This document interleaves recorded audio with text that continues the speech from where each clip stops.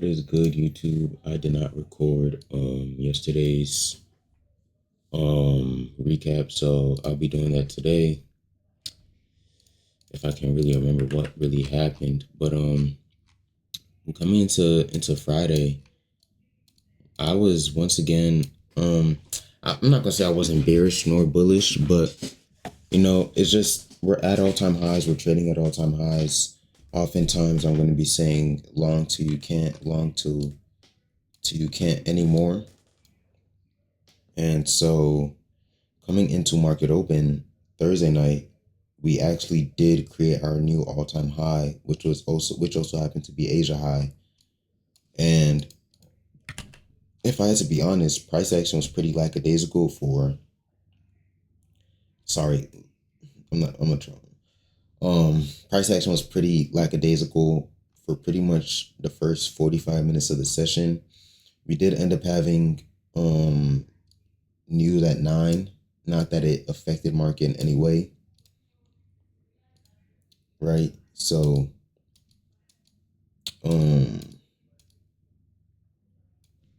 what happened? I wasn't really expecting nothing, but coming in the market, yeah, bro, my mouse is broken. I need a new mouse, sadly. But coming in the market, it was like I dead can't drag my stuff, bro. 1 second, y'all.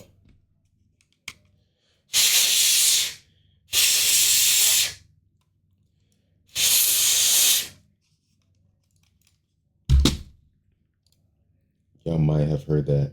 I don't know, but anyways, coming in the market, we created this 15-minute gap, right? We created this 15-minute breakaway gap that you really want to see price come back and tag into for any type of play. And then this will just be a classic internal to external model where you are looking for your expansion, your manipulation back down into the gap, and then once again externally or moving from that internal gap to your all-time highs or your previous highs.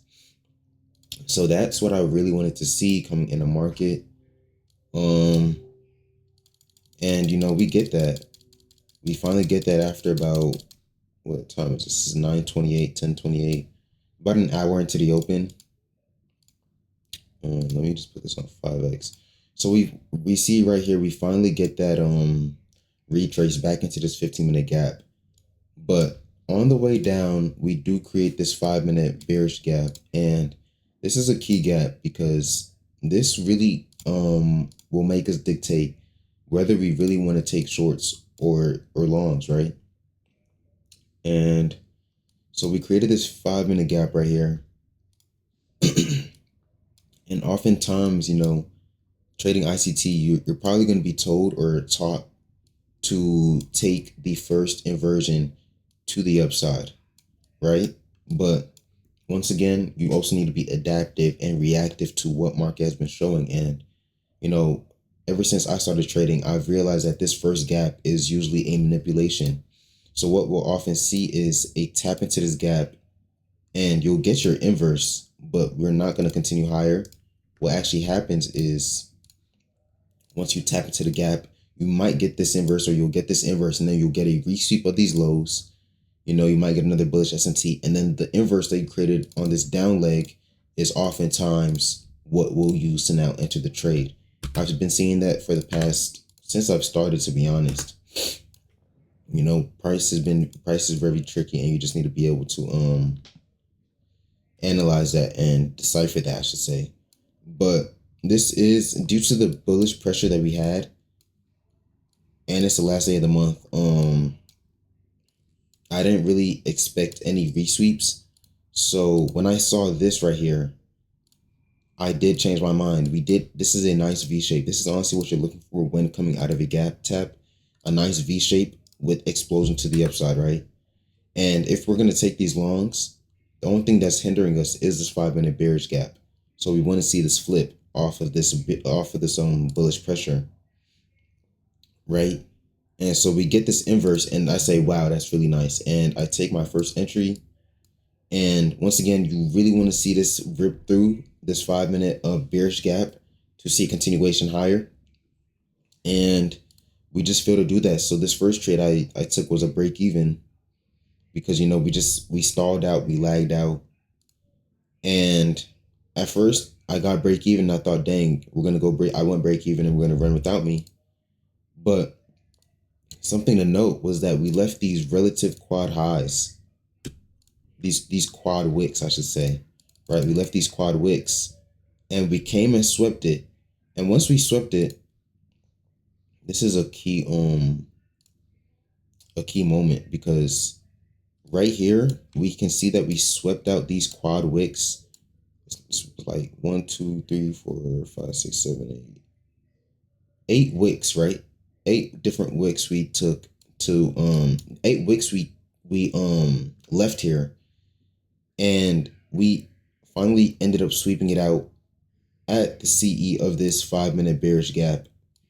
And so when I saw that, I instantly changed my bias from longs to shorts because we are now in this 5 minute gap. And even though I said I was super bullish off the 15-minute gap tap, you know, trading at all-time highs, we had this 5 minute bearish gap. We finally swept out these quad wicks that we left right here.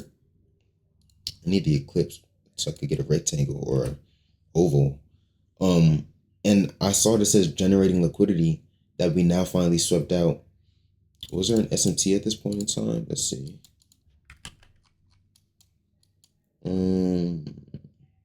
Friday, what time is this? 9:56.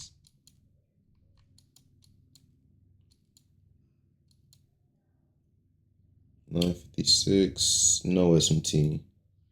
No SMT, but we finally swept out these quad wicks. Trading in the 5 minute gap. Now there wasn't any 1 minute bullish gaps, but I do believe there was a 30-second bullish gap. And I really like the reaction that we had coming out of it. So I did take shorts. Right? And I like this pressure once again. I really like this pressure. And now it's just with a tight stop to, it could have been a 33-point stop or this wick high. And I'm just taking it to this low that we created for 60 points. It's a nice 1 to 2 RR and potentially lower. You feel me? But I ended up taking a quick loss. We did end up rejecting. We'll see right here. I ended up taking a quick loss. Once I saw this stagnancy, I didn't like the trade. I should have pulled it early, but I did take a $500 loss. No, I took a $1,000 loss. Sorry, I took a $1,000 loss. I got stopped out, and as soon as I got stopped out, this is not ego trading. This is not FOMO, but I did end up taking longs again because at this time we did finally put in a bullish SMT, and it's just, this is a personal note just to stick to my original bias. We had this bullish SMT. I was bullish all along.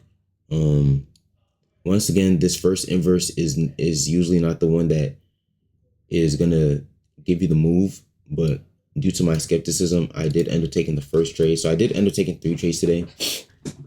That's besides the point though. Once I saw that we weren't gonna touch this 15-minute unmitigated or resweep these lows, we put in this bullish SMT down here.